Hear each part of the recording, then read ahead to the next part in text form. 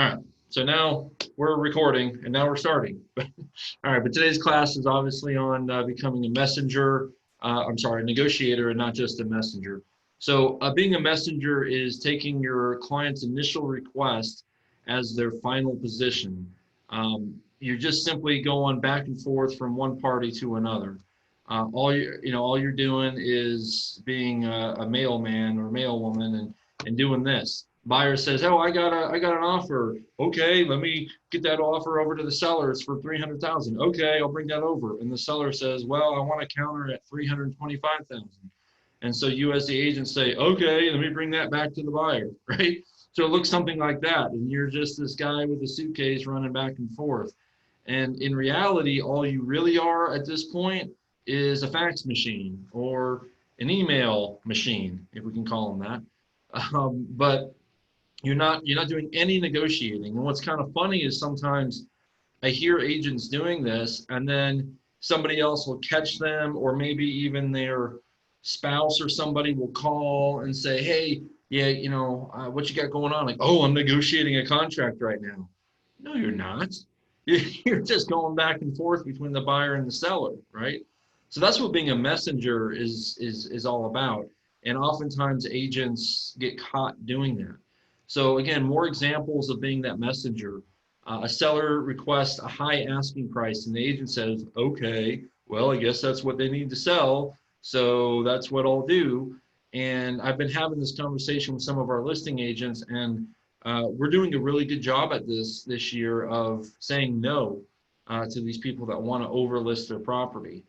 We just withdrew a listing today on a property because the seller is refusing to lower a price, and we're not a few thousand off. We're about 100,000 off on that deal. So eventually, I convinced our agent, like, it's enough. Either we're going to sell it or we're not. So let's just move on, right? Instead of just saying, "Okay, well, that's what they need to sell." So we're not going to be those kind of messengers, right? A buyer wants to bring in a low offer on the home, especially right now with the market being as hot as it is. Maybe it's a $300,000 house, and the buyer's like, "Well, I want to offer 250 on it." And agents are like, "Okay, I guess that's what we'll do. That's what they wanted to offer, so that's what we'll do. I have to follow their lawful orders, so that's what we'll do." Well, okay, but you're not being any kind of advisor or negotiator at that point, right? This continues with the agent merely relaying the messages to each party, and nothing ever seems to get done. So again, more characteristics of the messenger. They treat a client's initial request as their final position.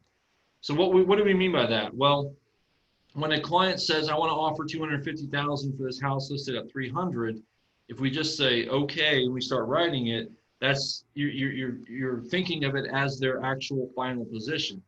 But is it? We don't know. So we got to find out from them what else they might be willing to do. And does anybody want to speak up and let me know the best way to handle an objection might be if they say, "I want to list or I want to write an offer for 250,000." What would be the best way we could handle that? Anybody? I think everybody's muted, so you'd have to unmute yourself.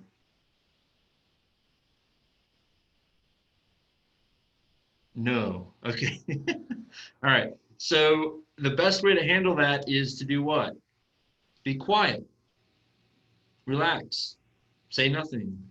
And maybe eventually you have to acknowledge them and say, 250? Okay.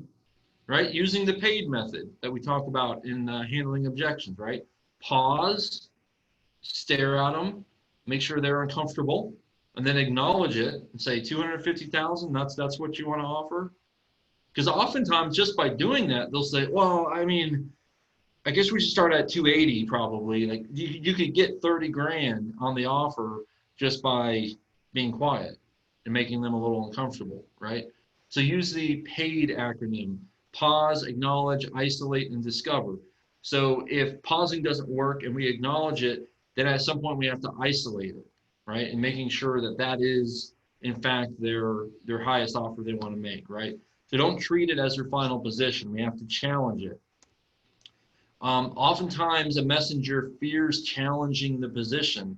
That's why agents don't challenge it, because they're fearful of the response. They don't want to be the bad guy. They don't want the person to say, well, you're just working for the seller. No, I'm working in your best interest, which is not to make an offer at $250,000 if you want to buy this house, right? Maybe you wouldn't say it like that, but that's what we're supposed to do. Oftentimes, a messenger believes that agreeing with the client is in their best interest. As often is not. People need to be challenged on things.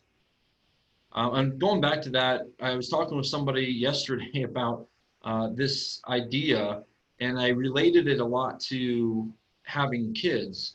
And for my kids in my house, I want to be their friend, but is that my job? No, my job is to be their dad. So oftentimes that means I get to be their friend as well. But first and foremost, I'm going to be their dad, which means I get to discipline them and challenge them and not always be Mr. Nice Guy, right? And I constantly remind them of that.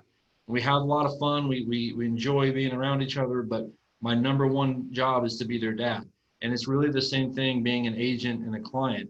My number one job is to be your agent, which often means I have to discipline you and I have to make you see what you really need to see, not what you want to see, right?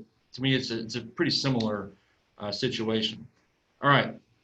The messenger sees a client representation as having to agree with their position.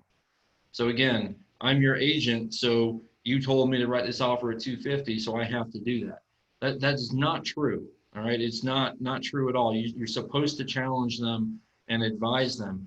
Now, if at the end of the day they say absolutely not, Aaron, I'm not listening to a word you're saying, but you're my agent, and I want you to write that offer for 250. Well, then at some point, yes, we do have to legally write that offer. Okay, but that doesn't happen most of the time. All right, and the messenger adds no value, no wisdom, no counseling to the transaction. So when we have this reputation as real estate agents and people say, well, no, you don't really need a real estate agent. I agree with that if we are just messengers. If all we're doing is messaging, there's no need for real estate agents. We have email, we have fax machines. We don't need agents, all right? So don't be this. Don't be that messenger, all right? And it also, it makes that final agreement difficult, if not impossible, because there's no advice going back and forth, okay? How about an example of a negotiator? What's a negotiator look like? Well, a negotiator is to a seller's request for a high asking price, the agent questions their position, directs their attention to their interests, reminds them of the objective standard of market value, then suggests a price closer to market value, right? So they're challenging them, making them see it from a different angle. To a buyer's low offer on the home, the agent questions the price, focuses on the benefits of owning the home, agrees on an objective value, and counsels the buyer to make a more reasonable offer, explaining to them, like, you can offer 250,000, but you're not going to walk into this home. Okay, we may not say it that way, but in the nicer way of saying that, that's what we want to advise them. Instead of merely relaying the messages to each party, the agent begins with more reasonable starting points, so fewer counter offers will be required, right? Okay. All right, the characteristics of a negotiator.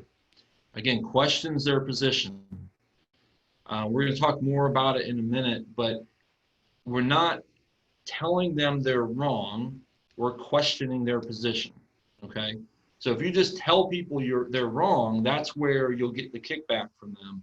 And I think that's what most people are afraid of. We're saying, well, I'm telling them that they're wrong. No, we're going to question their position. All right, so we'll talk more about that in a bit. You want to focus on the client's interests. Again, our job as a real estate agent is to help our clients get what they want.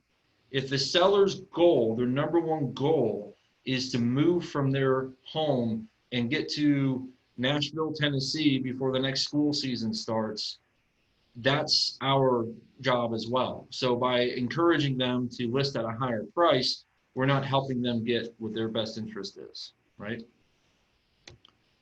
All right, our characteristics of a negotiator provides an objective standard. All right, we're being objective on all situations. We help the parties see the opposite side. We'll talk more about that as well, but we got to let the buyer see it from the seller side, the seller see it from the buyer side. Okay. Manage expectations. Talked about that sales meeting on Tuesday. It's a big piece of being a good real estate agent. Make sure people, their expectations are in line with reality. All right. If they expect Joanna Gaines has staged every property they're going to go to, they're going to be sadly disappointed as they're looking at homes. Right. So we need to manage the expectations of our buyers and sellers. Provide options and consequences. We don't make decisions for our clients. Often I wish we did, but we don't. So we provide the options and consequences. All right. Just tell them, here's what you have to do. All right. Or here's what your options are, and you can decide what you want to do. All right. So again, questioning their position. Question their position. Don't defend your own. All right. The best way to get someone to agree with you is let them come up with the solution on their own. Instead of telling them, the example we give them, like showing homes, instead of telling them that, oh, the bedroom is too small, but they could just use bunk beds, right? That's an example we always use on showing homes. They could use bunk beds for their kids. We need to let them come to that on their own. It's like, okay, so how could you get both of your kids' beds in this room? And questioning their position that the room is too small, and they come to the conclusion, we could just use bunk beds. Okay, yeah, bunk beds, great. That's a great idea, and they're the ones who came up with it, so it's a fantastic idea. If you just said you should use bunk beds, then you're kind of a pushy salesperson. But once they come up with it, it's a great idea. Amazing how that works. So you're going to ask how they arrived at that position. So you go to a listing appointment. Maybe you haven't done all your research yet, but you're thinking this house is worth $300,000. And they're talking to you like, well, look, we're going to need 580 to get out of this house. Okay. So at that point, we need to question how they arrived at that position. Why do you say 580? And they might say something like, well, my brother in Connecticut said they're getting X per square foot. And so when we use those numbers, we're coming up with 580. Okay. I mean, those are kind of the extreme examples, but obviously that wouldn't be an accurate way to price a house. So you just questioning how they come up with that. More reasonably, they say something like, well, Zillow said the home was worth this, or my tax value said it was worth that, or my neighbor's house was sold for 600, and so I think we can get 580. And then you might point out, well, isn't your neighbor's house 3 times larger than yours? Well, yeah, it is. Okay. So, but asking how they arrived at that position is often helpful to understand. But you're not telling them they're wrong. You're just questioning how they arrived at that position. Probe for their flexibility. So they say, we want to write an offer at $250,000, and you can say, is that all? Is that where you're really aiming for to get the house? And just see how flexible they would be with it, right? What's the most you would pay? What's the least you would take? Other sample questions are, how did you arrive at that price? Based on the market value of mid 500s, how do you think that will affect a sale? What will you do if it doesn't sell? All right, that's a big one. That's one I was telling one of our agents about the other day. When we're trying to get a person down on price, we need to make sure to let them know what the consequences would be if we can't sell it. Right? So they say, well, I really don't want to lower the price. I totally understand. I wish we could get a lot more money for every house that I sell. But what would you do if it doesn't sell? You make them feel that pain. Make them feel the angst of what might happen if it doesn't sell. It might be something like, well, gosh, if it doesn't sell, then I can't take that new job, and we're going to lose all that money from the new job, or we really wanted to move closer to family, and we're not going to be able to do that. All the consequences of what would happen if we don't sell, make them feel that. It's amazing the difference that makes in their decisions once they feel the pain, right? So same thing, you could say, what if an offer came in at X, what would you do? Something like that. All right, so again, a negotiator focuses on client interests. Do they want a good deal or a good home? This is something that comes up quite often when you're dealing with buyers, and they say, you know what, Aaron, you were hired to help me get a good deal. Was I? And again, it comes back to having a good buyer consult with somebody. but saying, I thought that the idea was that you wanted to get into a home that you would love for the next 15 to 20 years. Well, yeah, we really want a home that fits all of our needs and what we're looking for out of a house. Okay, well, if you want a home that meets the quality value that you're looking for, then you're likely going to have to pay quality value for that home. Make them see that, right? So if you're working with investors, it still isn't always about the best deal, all right? Because sometimes people will throw that back and say, well, what if it's an investor? Well, it is then more about the math than it is the emotions of it, but there's still emotion involved. For an investor, it's about how secure do they feel with the transaction? How secure do they feel with their money? Well, how good do they feel about the overall investment, about their retirement? So there is still emotions involved. And so for an investor, for instance, one I was thinking of where I used something like this, they really wanted, good numbers on the deal, but more importantly, they wanted something that was hands-free. They didn't want to do any repairs, and they didn't want to deal with future repairs if at all possible. So we found a property that was solid deal, but I thought it was in a good area that would increase in value, and it was hands-free, as hands-free as we could possibly get. And they were fighting on the price though, of saying, it's not quite the numbers I was looking for on the rent versus price. And we came back to that of saying, this is a solid deal. It may not be the deal of a century, but you said one of your number one priorities was being hands off. You don't want to deal with it. And that got them to see the value of that, and they bought the house. So again, challenge their question their position on good deal or a good home. Certainly when you're buying for themselves, having a good home is more important than a good deal for most of us. And I can tell you from experience that it's true. If you're buying a house to live in yourself, I will overpay for the right house, absolutely, to get the house that I want for myself. So most people would feel the same way. All right, what is their ultimate objective? Again, what are we trying to get at? And that's why we do step one of our doors listing presentations, to really understand what the seller wants to get out of the situation. We do our good buyer consultations to find out what is the buyer's ultimate goal, what's their ultimate objective. And so whatever that is, we need to use that throughout the transaction to help with the negotiations. All right. If you don't get the house, what will you do with the money you saved? That's a fun question, especially in these multiple offer situations. When someone says to you, well, hey, we're in multiple offers here, but I don't want to pay $1,000 more, or I don't want to pay $5,000 more. It depends on who you're talking to. You got to tailor this question, but it's a good one to ask. So you don't want to pay the extra $2,000 to maybe get this house. So if you don't get the house, what would you do with that money you saved? And what do you think they'd say? I mean, most of the time they would say, oh, I don't know, or nothing, right? So again, if you're buying the house for yourself, I would overpay, absolutely, every time for the house that I want to live in for myself. I want to make a good, solid investment, but I also know through learning and paying attention, and also a couple of decades in real estate, that buying a home at this price, even if it's slightly overpriced, there's a really good bet 20 years from now it'll be worth a whole lot more than what you paid for it. So, you got to play that out, but use questions like this to question their position on, I don't want to pay an extra 1,000 or 2,000 more, right? All right. Do you want to sell? Do you want to stay? Again, depending on who you're talking to as a seller, but you can phrase this different ways of saying, so what if we don't lower the price and we can't sell the house, what happens, right? Do you really want to sell, or do you really want to stay? And finding out, make them feel that pain of not selling and what that might mean for them, right?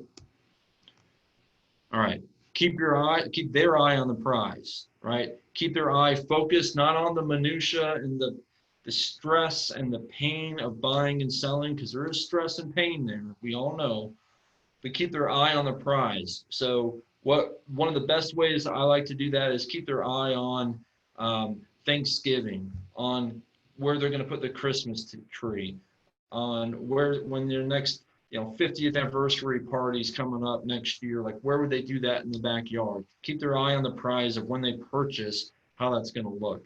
Or for the seller, hey, when we sell, what are we going to do with that money? We're going to be able to move into that other new house. We're going to be able to retire, buy that RV, whatever it is they're doing with those proceeds.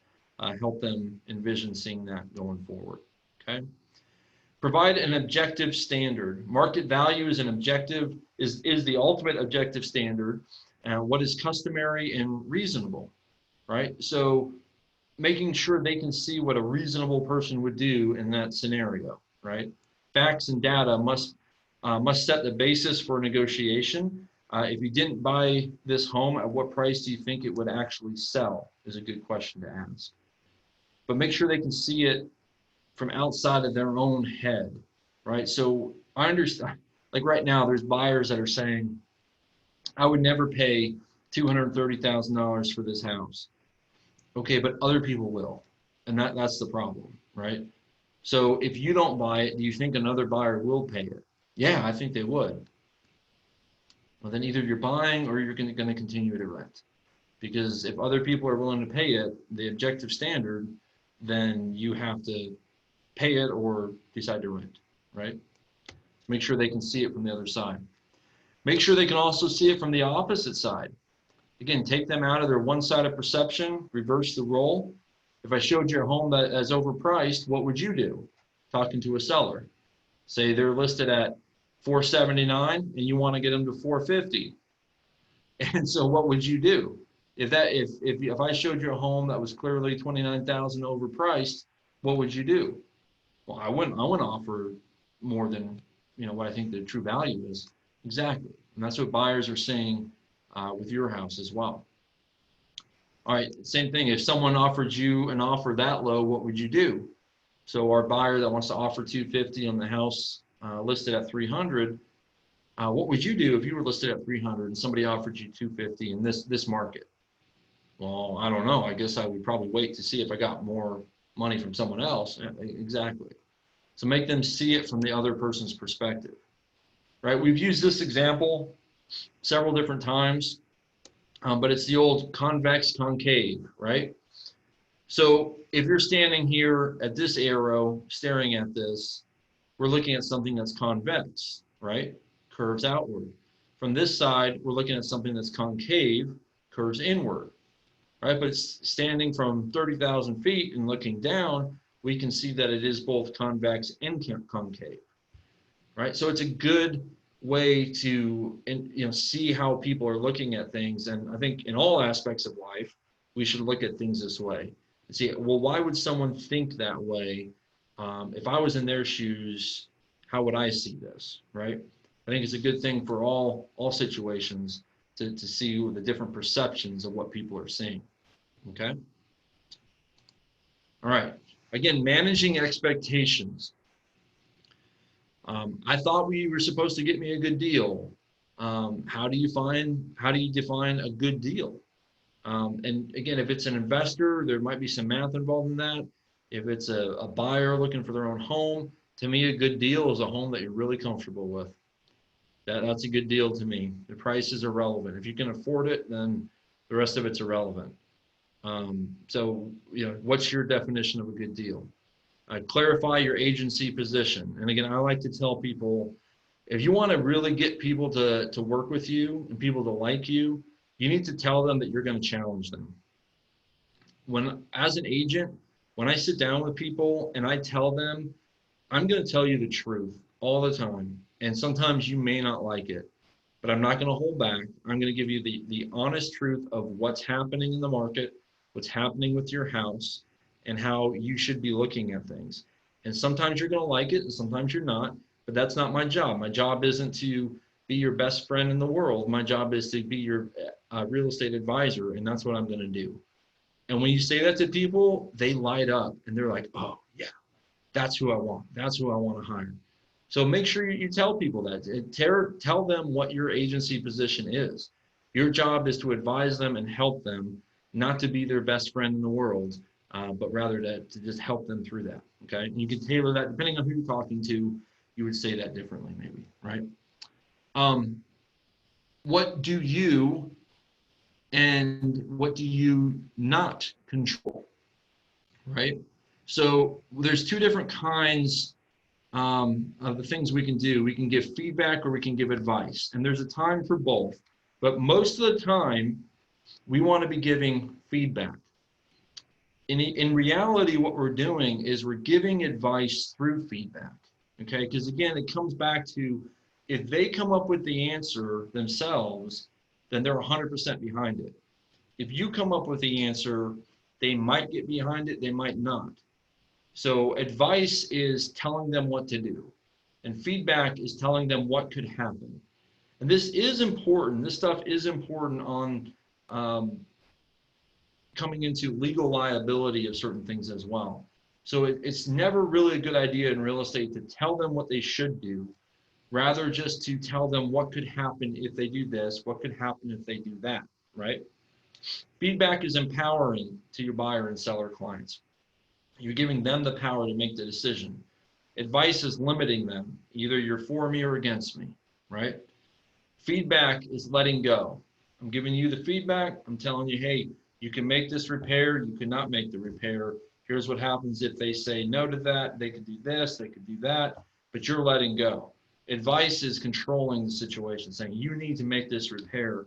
That is controlling. And again, it's a little bit more, it's not as attractive to the human psyche as just letting go and just letting people make their own decisions, right? Again, feedback, they're responsible. You gave them what could happen if you do this, what could happen if you do that, and they're responsible for the decision. If you tell them you should do this and they do that, now you're responsible if something should go wrong. All right, so it's kind of a quirky little thing, but focus on giving the feedback rather than the advice. All right, this is where it also is very important to help with doing the preemptive strikes on things, where you're telling them what could happen before it happens. Hey, when we get that inspection report back, there's going to be 40 things on the inspection report, and telling them what could happen. Now, when it happens, they're not as shocked by it, and you don't even have to give them the advice because they've already you've already talked through it with them. All right. So again, an example of advice versus feedback would be your GPS, right? A GPS does both. You can just turn on your map and it will tell you where you are, right? It shows you exactly where you are in relation to planet Earth and lets you make the choice of wherever you want to go. That's more what feedback is, right? It might show, like in this little cartoon example up here, it might show you, hey, if you turn left, you could get in the water, right? But GPS is just showing you where you are. Advice is more like the turn-by-turn instructions. So once you turn that on, and we all know this from using GPS, right? Like none of us can find where we're going without GPS anymore. Why? Because we've turned our brains off. We don't make decisions anymore. We let the GPS tell us where we should go.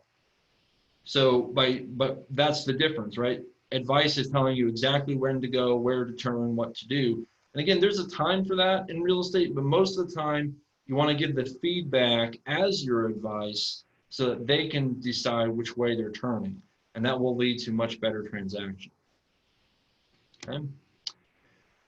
All right, so again, you're giving them more of what their options are. Hey, you can accept this offer, you can reject it, you can counter, you can accept a competing offer. There's all the different options that are on the table. But tell them what happens if you do this, right? If you do that, then this. And the same thing, like when you're writing that offer, we talked about earnest money and due diligence money. Please don't tell your buyer client, yeah, you should put $250 down for due diligence money. Don't say that. Tell them what their options are. You can put zero down or you can put the full asking price down. Those are your options. But here's what happens. It's non-refundable. So if you put $40,000 down on due diligence money and then tomorrow you decide to back out because it's got a crumbling foundation, we don't get any of that money back. Oh, well, I don't want to do that. Yeah, I mean, most clients don't, and so, but explaining it to them, and it helps them make those decisions.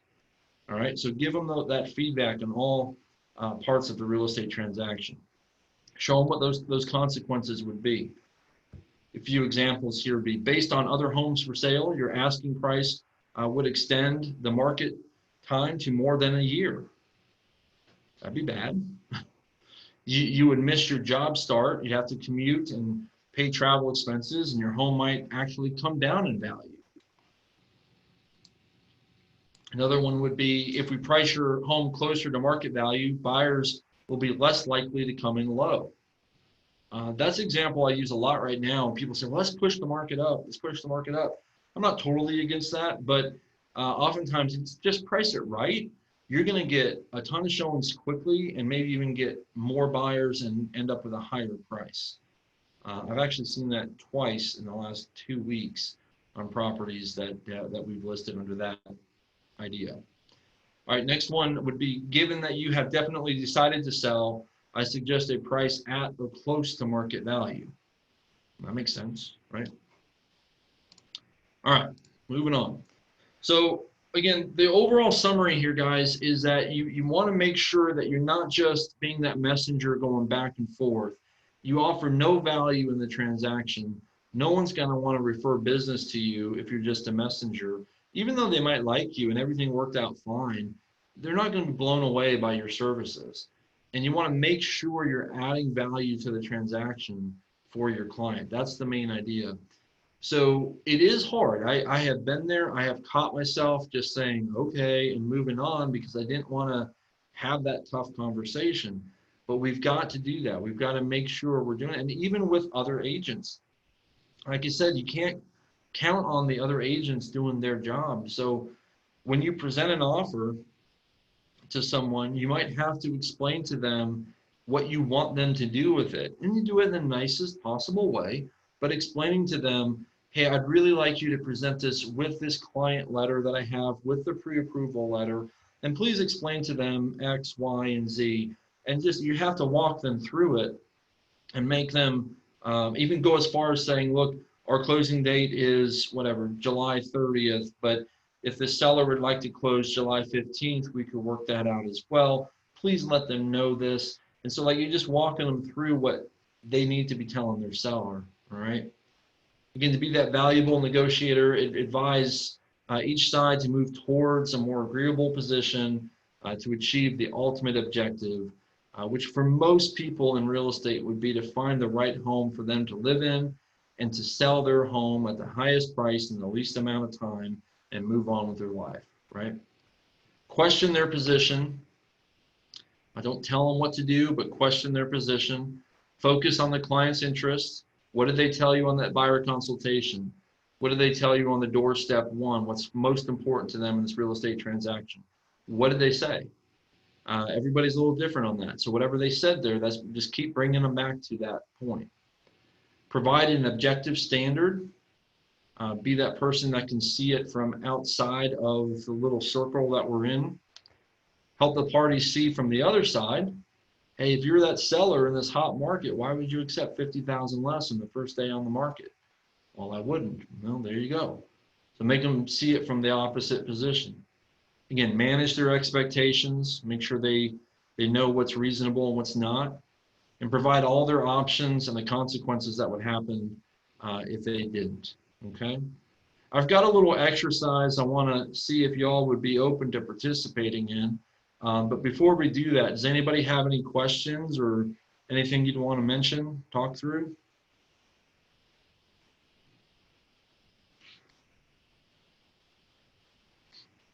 Okay, so if we move on to this transaction where we could have a little participation, we need somebody to volunteer as the agent, as the seller, and as the buyer.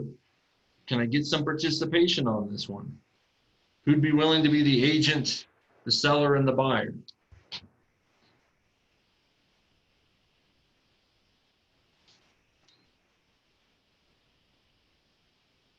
Nobody? Nobody's willing?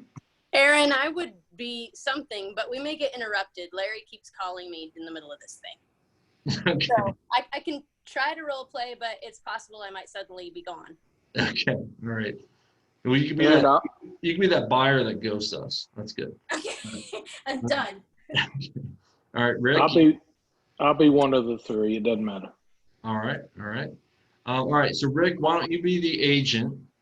So start reading your agent situation. Kenna, if you would want to start reading the buyer situation.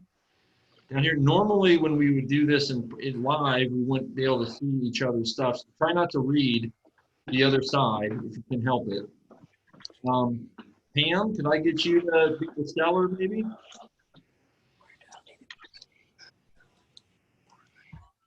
Hang on a second. Pam, could you be the seller, maybe, or? You need four.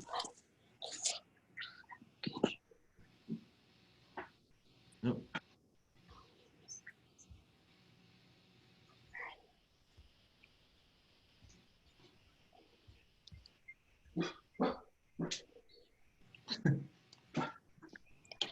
Push bump.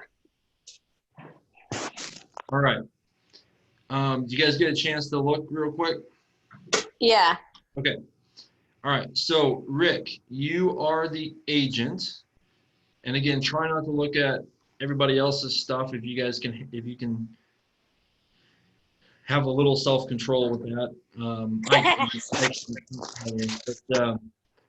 Rick, so as the agent, you want to go talk with your buyer first and see what they would like to do with the situation? Okay, so I'm representing the buyer. Let's say you're representing both. Let's say you're dual agent. Well, gosh, I can't advise either one of them on price as a dual agent, can I? Let's just play you're both agents. You could do, you could be both agents. Okay. Oh, I have to go. I'm sorry.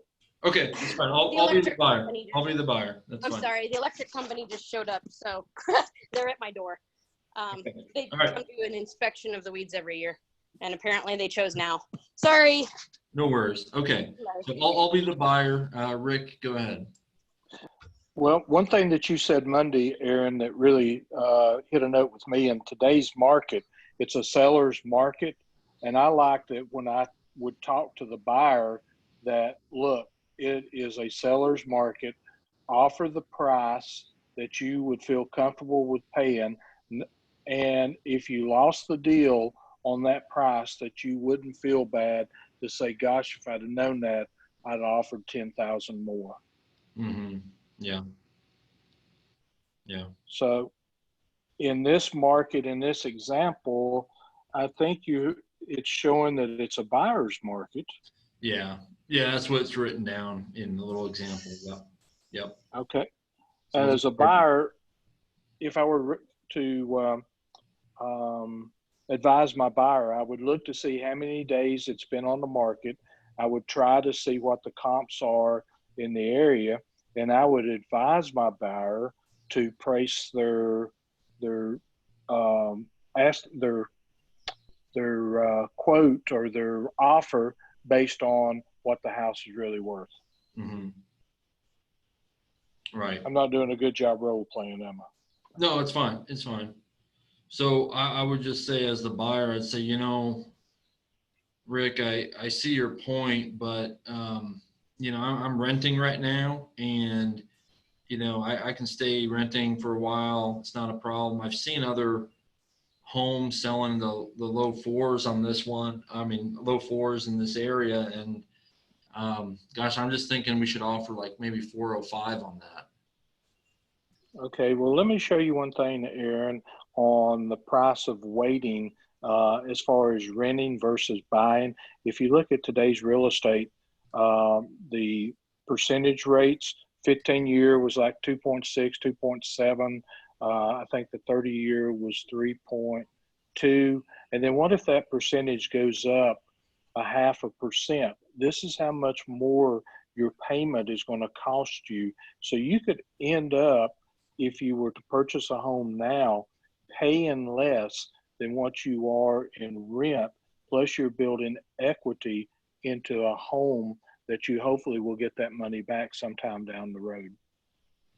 Yeah, I guess that's why I'm trying to buy, because I'm tired of paying rental money every month and not getting anything from it. And like to kind of get into something, but I don't know. I'm seeing these other homes sell in the low 400s. I mean, what do you think's a fair deal at this point? Well, I would ask, how well do you like this house? If it's a house that you really like and it checks off all the boxes. Are you willing to pay a little more for it? And just think about it on the reverse. If this was your home and you were asking this amount and somebody came in with a low offer, how would you react to that? Yeah, I guess I wouldn't like that much. Okay, all right. Well, how about maybe 425? Should we start at that point? I think that would be a good starting point, and let me negotiate with the selling agent and see how it goes from there. Okay. All right, good. All right, so then let's go back to the seller, and if you want to just present that quick to Pam and then see what she has to say. Oh gosh. Should I read over the seller part real quick? No, it's fine. You can just Okay. present with her the offer. Hey Pam, this is Rick. We've got an offer. We've got it in writing that we have an offer for $425 for your home. Wanted to see, how you felt about that offer. Pam, are you there? So, yeah, I'm here. Sorry, I had some technical problems a minute ago. So, I'm just reading the seller, and it says what I put in 20,000 for wallpaper and paint, and I owe 360, and I really want to net 90,000 out of the sale. Right, right. So that means you'd want to get closer to, what, like 450 plus commissions and stuff. So you probably are looking more like 460, 470, something like that. Okay, Pam, you know that when we looked at the other homes in the market, your home at that price is priced higher than the other homes. If you were a buyer and you were to look at 3 or 4 homes